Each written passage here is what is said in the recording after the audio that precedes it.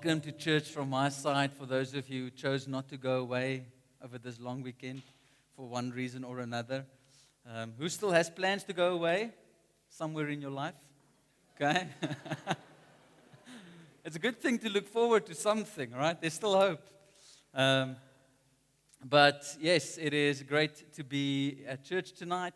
And in line with our Nations Sunday theme, I have the massive privilege tonight to introduce to you, you will be the first people in the evening service to hear this, our two brand new church plants. The one is on my right, and the other one is on my left. I had you going. Yeah. But what you will see from our brand new church plants is that one looks really good, and one is actually alive. Maybe you sitting there at the back cannot distinguish that this is not a real plant, but it looks like a real plant. Some of you prefer those at home because you've tried and failed with the real thing. I inherited a plant from a student that stayed with us, and miraculously, really miraculously, it still lives. So one of these has an actual root system, like you can see there. The one has the appearance of a root system. The one cannot bear fruit. The one hopefully has the potential, at least, to bear fruit. The one might survive a Sunday, but the other can survive a storm. Two different plants. Now, if we reflect back over Easter weekend or Passover weekend, we spoke about the death of Jesus on the cross. We spoke about the resurrection of Christ. And those two events, what Christ has done, his victory over death, his victory over sin, that should change our lives forever. That should impact your life for the rest of your life. But many people all over the world attend Easter services, and then afterwards there's nothing. There's no change, there's no impact, there's no encounter with this King who is resurrected. And they might pass the test on a Sunday, but there's no life in them. Others might attend such a thing, and there is an initial growth, there is an initial fire for the Lord, but then over time, it starts to dwindle down and it starts to go backwards, and the growth starts to cease. And over the next 2 weeks, tonight and next Sunday, we want to speak about what it means to live lives that are rooted in Christ. To be deeply rooted in Christ. To first be able to come alive in Him, then to grow strong in the Lord, so that, as John 15 says, you will bear fruit, and as Jesus says in John 15, and that your fruit will last. So that's what we'll focus on over the next 2 weeks. And the title for tonight is All or Nothing. Turn to the person next to you and say to them, all or nothing. If it's your spouse or your girlfriend or one of the 4 people who recently got engaged, say to them, it's all or nothing. Okay? If it's a new relationship, just stay quiet for a little bit. Okay? All or nothing might sound a little bit weird too soon. But all or nothing. And you are welcome to page with me to Colossians chapter 2. And while you go there, I'll pray for us. Father, we thank you for the truth of the gospel. We thank you for the truth of who Christ is. We thank you for the truth of your word. That your word truly is alive, Lord, as John 1 says that the word became flesh and dwelt among us. And our desire tonight, Jesus, is that you, through your word, would speak to us, that your word would light our paths, that you would make the way clear. Lord, that you would speak into our hearts, that you would come and bring things into order into our hearts. Our desire tonight is that you will speak to us. And we give you permission. We open our hearts. We ask this in Jesus' name. Amen. Amen. So Colossians chapter 2 from verse 6 to 10, you are welcome to follow along. Paul writes and he says to the church in Colossae, he says, so then, just as you received Christ Jesus as Lord, continue to live your lives in Him, rooted and built up in Him, strengthened in the faith as you were taught, and overflowing with thankfulness.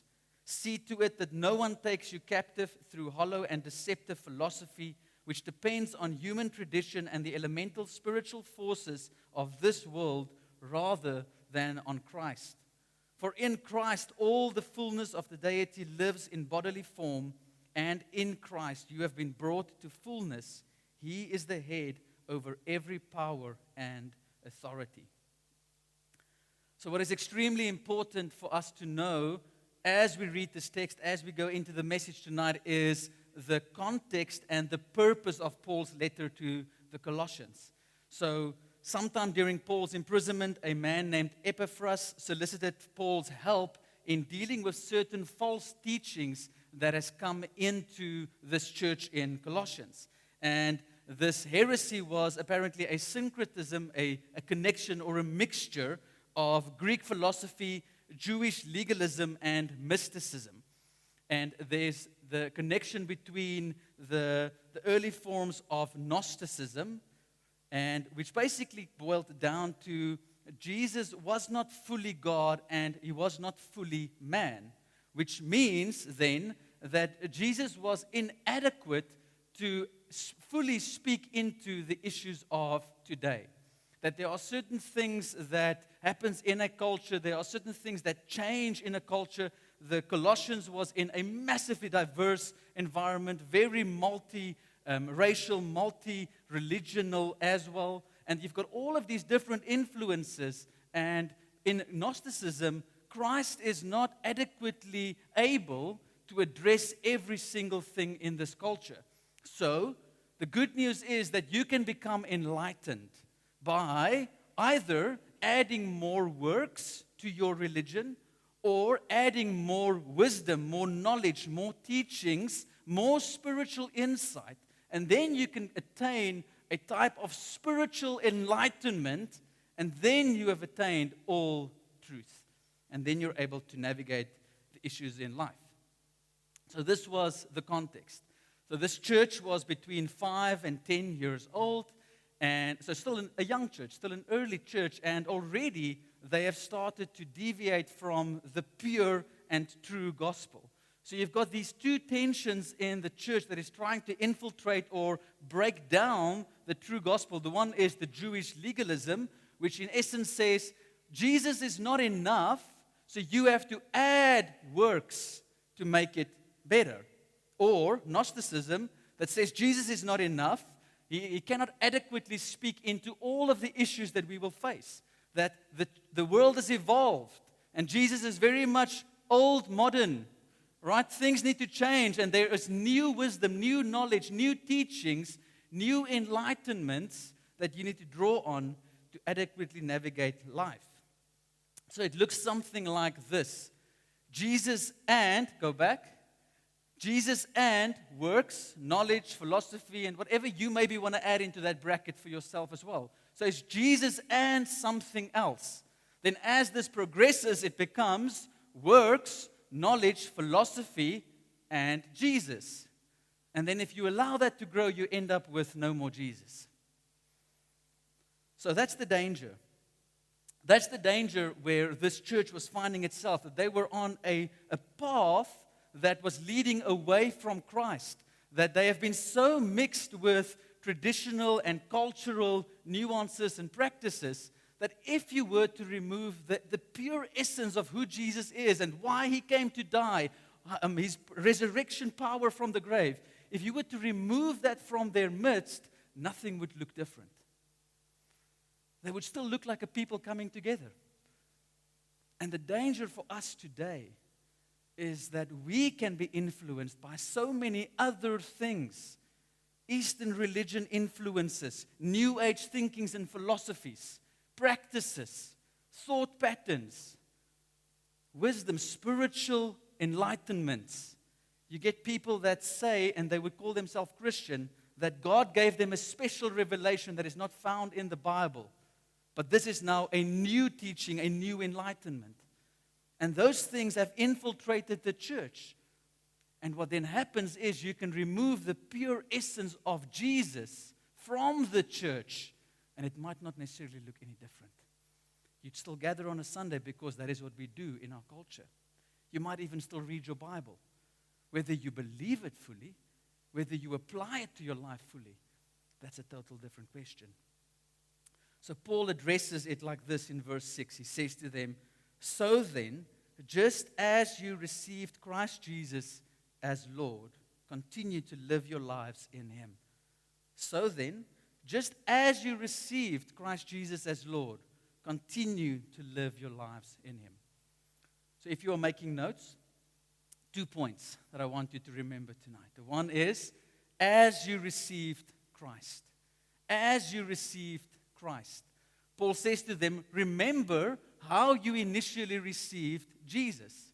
And in many of Paul's letters, he has this introduction, and he does the same here in the book of Colossians. So in Colossians 1, from verse 3 to 8, he says, "We always thank God, the Father of our Lord Jesus Christ, when we pray for you," this church that he's writing the letter to, "because we have heard of your faith in Christ Jesus and of the love you have for all God's people, the faith and love that spring from the hope stored up for you in heaven, and about which you have already heard in the true message of the gospel that has come to you. In the same way, the gospel is bearing fruit and growing throughout the whole world, just as it has been doing among you. So it has been growing and bearing fruit in their midst, since the day that you heard it and truly understood God's grace. You learned it from Epaphras, our dear fellow servant, who is a faithful minister of Christ on our behalf, and who also told us of your love in the Spirit." So there was a receiving of Christ, the true, pure gospel that was growing and bearing fruit. And then Paul mentions Epaphras and says, you were taught this by Epaphras. Now, Epaphras was most probably the one who planted this church. And Epaphras was also most probably reached by Paul during his third missionary trip to Asia. I think there's a quick picture of Paul's missionary trip to Asia. Yeah, there, that's where he went. Okay, and that little circle there is Colossae. And most probably this is where Paul would have met Epaphras, and then Paul would have shared with him the gospel and discipled him. So Epaphras was a student under Paul. He learned the gospel under Paul. How did Paul receive the gospel? Acts 9, chapter 3 to 6.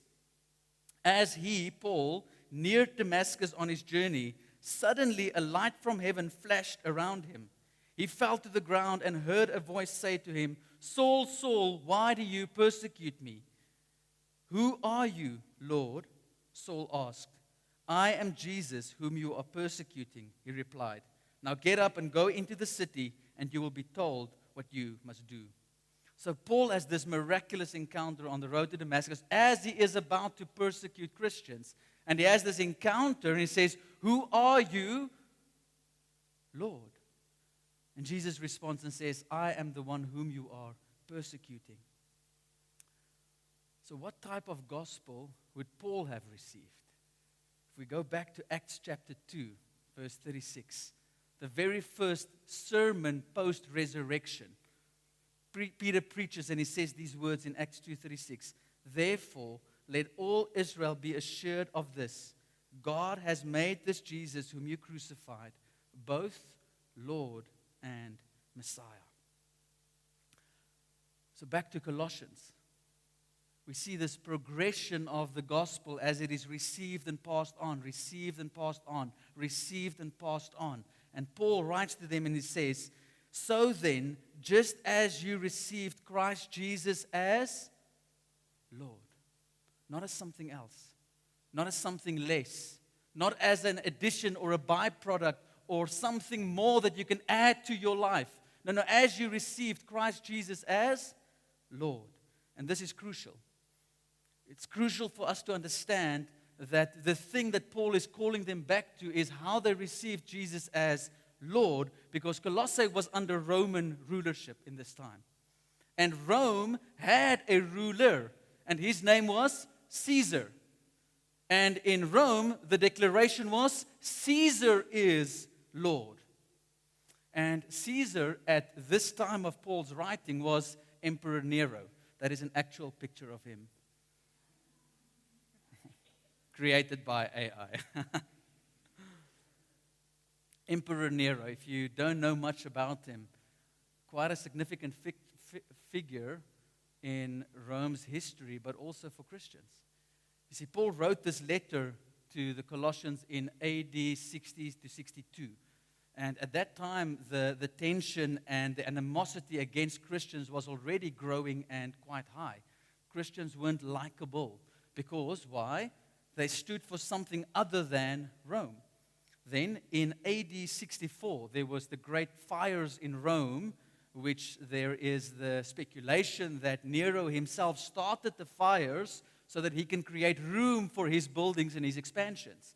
But then Nero blamed the Christians, which was an easy scapegoat, which then kick-started mass persecution and execution of Christians all throughout the Roman Empire, to the extent where some Christians were burned alive and put up as torches at night so that people can see where to walk.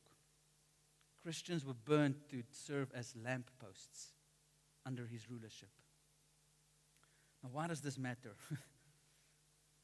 Because to receive Jesus as Lord meant that you had to denounce the lordship of Caesar, and this was punishable by death. Caesar being Lord wasn't just a title or a slogan like we throw around. We have a president in our country, but for many people it means nothing. There's no authority or submission connected to it. It's like, oh yeah, we have a president. Whether I like him or not doesn't really matter. No, Caesar being Lord wasn't just a title. It wasn't something that you used flippantly. No, Caesar being Lord means that this is his kingdom and he is the king of the kingdom. And whatever he says is the law. Whatever he wills becomes your will. If you want to be part of this kingdom, then there is an absolute submission to his authority. And his word is the final word. But now Jesus came and he announced a different kingdom. He announced a kingdom that is opposite to the kingdom of Rome. And Jesus came and he said that I am the king of this kingdom. And for you to become part of this kingdom, you need to receive me as your king. You need to receive me as your Lord. And then he becomes the final and defining authority in your life. Then who Christ is and what Christ says becomes the final and defining authority over your life. Because as he died, you need to die. So that as he rose, you too will rise into newness of life and then spend eternity with him in his kingdom. In the time of Paul's message, there was no Christianity without self-denial. There was no Christianity without complete surrender. And there was no Christianity without obedience to him. And then as a Christian, as your life, as your comfort, as your preferences, as your lifestyle was being challenged or threatened, you didn't get to a place where you said, whoa, I'm out. I didn't sign up for this. When they come to maybe persecute you or confront you about your faith where the penalty is death, it's like, whoa, let's just pause quickly. I didn't sign up for this. Why? Because how did you receive him? Did you not receive him as Lord, where there was a total surrender of yourself, a total dying to self, so that you can be made into something new? Did you not receive him as Lord? Because friends, here's the thing. If you did not receive him as Lord, then you did not receive him at all. If you did not receive him as Lord, then you did not receive him at all. So Paul calls them and he says, as you have received him as Lord. Point number 2, then continue to live in him. Verse 7 says, continue to live your lives in him, rooted and built up in him. So once you become born again, this gospel, this kingdom is planted into your heart. Now, I brought with myself 2 packets of seed. If you really want them, you can have them because I'm not going to use them. Whether they still work, I don't know. But one is carrots and one is beans. Now, no one plants a certain seed and then something else grows up. No one plants carrots expecting to reap apples, or plants beans expecting to reap avos. Might be nice. No, the thing that you plant is what you expect would grow up, and then ultimately that is what you would bear, you would see the fruit of. And it's exactly the same with the kingdom of God. Friends, you and I do not receive Christ and become born again in Him, and then we grow into something else. No, we are to grow up in the fullness of who He is. As we are planted in Him, the very Christ that we have been joined to is now becoming more and more into us. We become into His likeness. We grow into His image. So that seed is meant to reproduce after its kind. So how do we do this? How do we remain rooted in Him?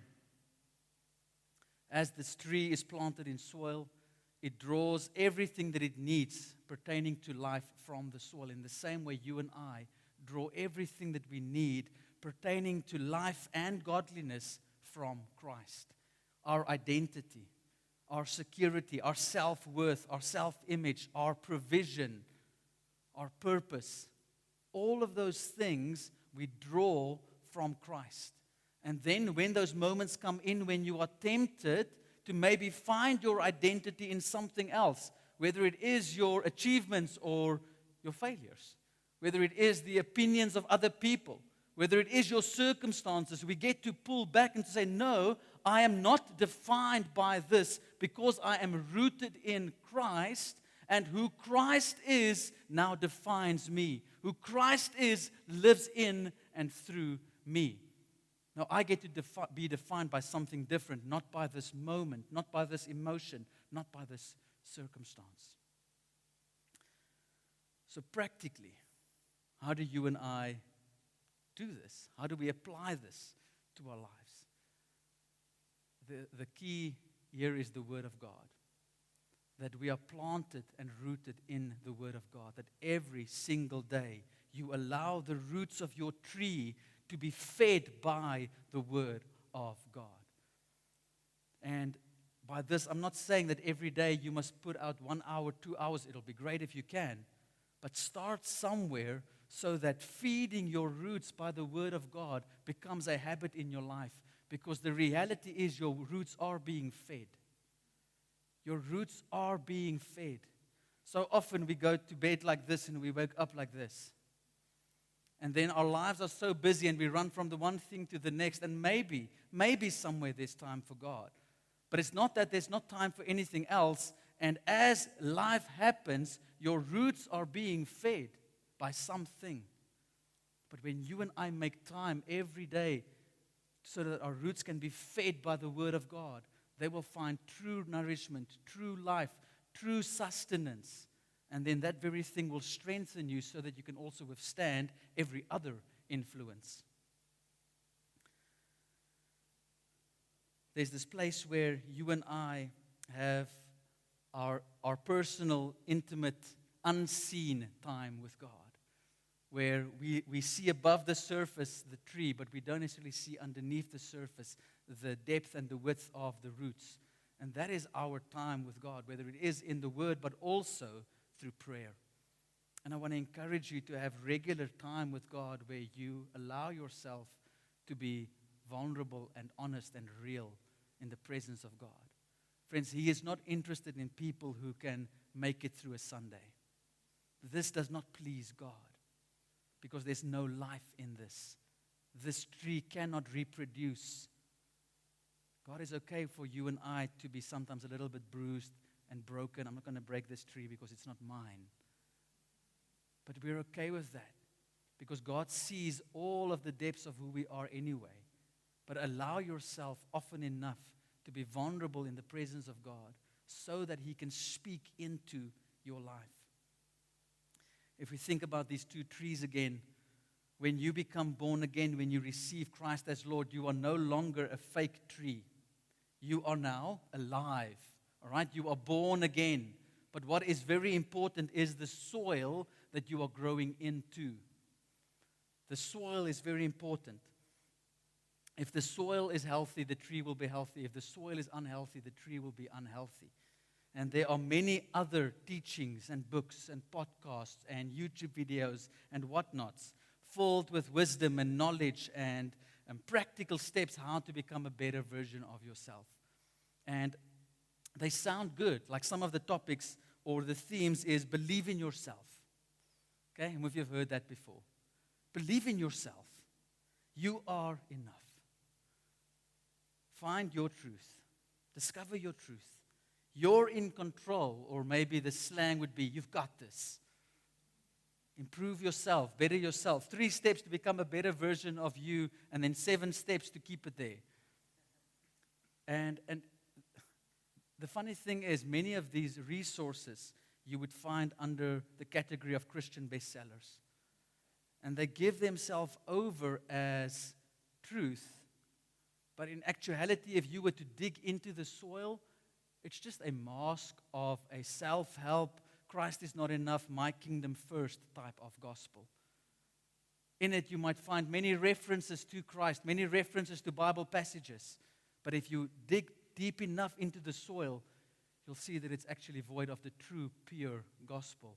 And it's been filled with a lot of New Age philosophy and thinking.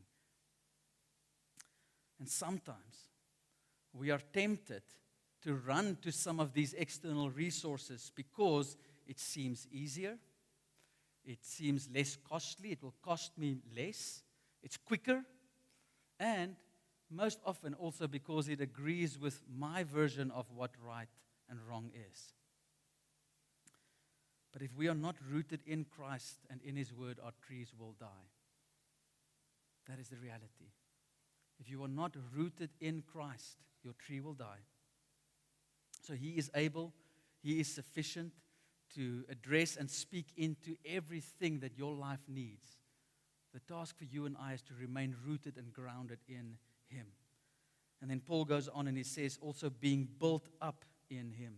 So we are to be rooted in Him and we are to be built up in Him with Christ as the chief cornerstone on which we continue to build.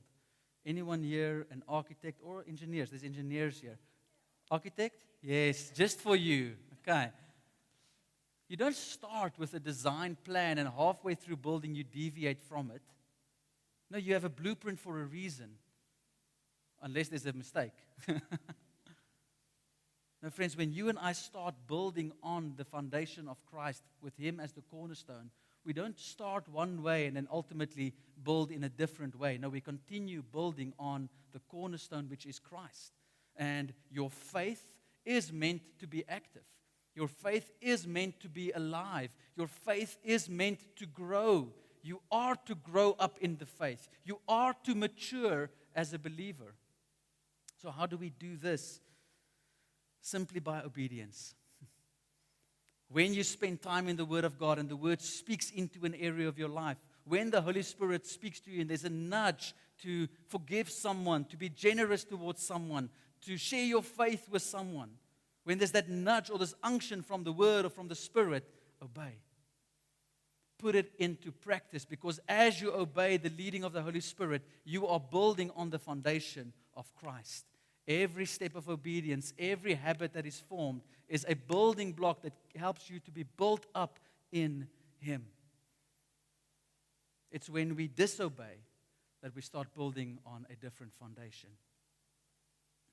Psalm 127 verse 1 says, unless the Lord builds the house, those who labor, labor in vain. Those who build it labor in vain. Unless the Lord builds the house, those who build it labor in vain. You can be busy building your life. You can be busy building your career. You can be busy building your relationship. You can be busy building your future, busy building your retirement plan. You can be busy building all of these different elements of your life. But friends, if you have deviated from Christ as the cornerstone, your labor is in vain. Even though it might be good things that you are busy doing, if you have deviated from Christ, your labor is in vain. And you are very busy, but it's achieving nothing. But if the Lord builds the house, those who labor do not labor in vain. when it is the Lord that is building, when you and I continue building on that chief cornerstone, which is Christ, then our efforts are not in vain. And then Paul says, then we will be strengthened in the faith. Not just in faith as a general, but in the faith, the pure and true gospel of who Jesus Christ is. And you will overflow with thankfulness. And thankfulness breeds contentment. A contentment with who you are in Christ. A contentment with what Christ speaks over your life. A contentment with God's will and desires over your life. A contentment with the value that God places on you. And contentment is a safeguard against temptation. Because there will be temptation. But when you and I are content as we are in Christ, it serves as a safeguard against temptation.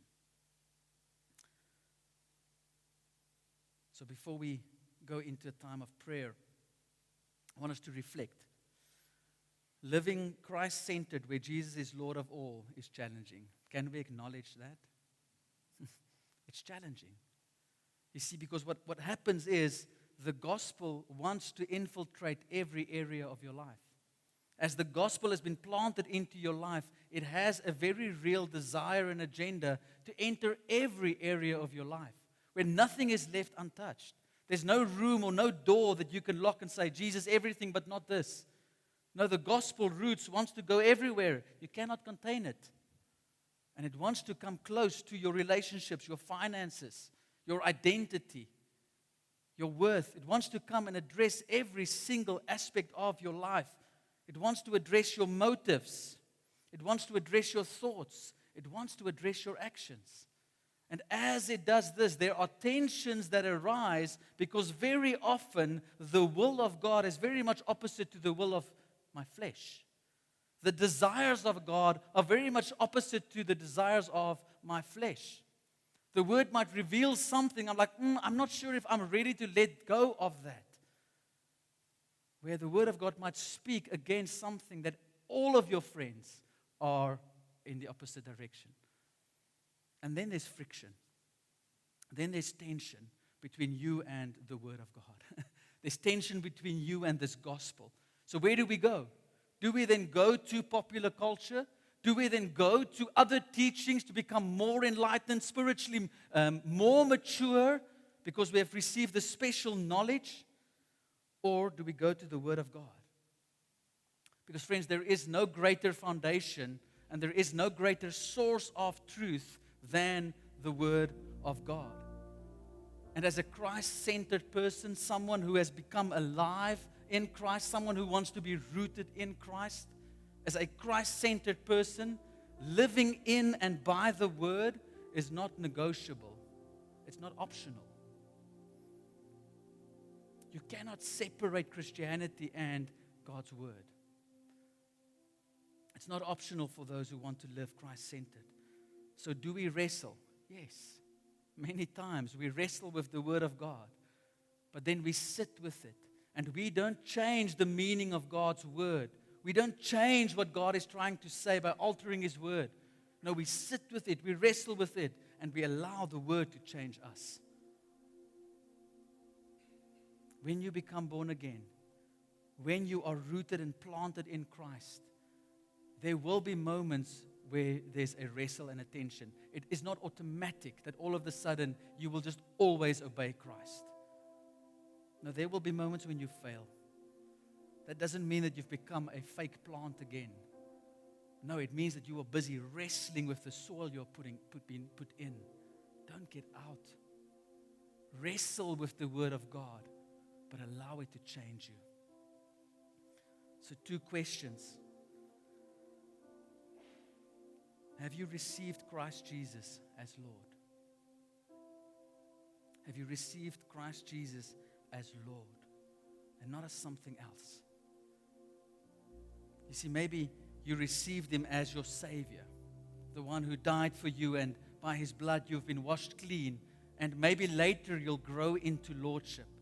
It doesn't work that way. Acts 2:36, Peter said, God has made this Jesus whom you crucified both Lord and Christ, both Lord and Savior, both Lord and Messiah. You cannot separate the two because it is in His Lordship that you receive His salvation.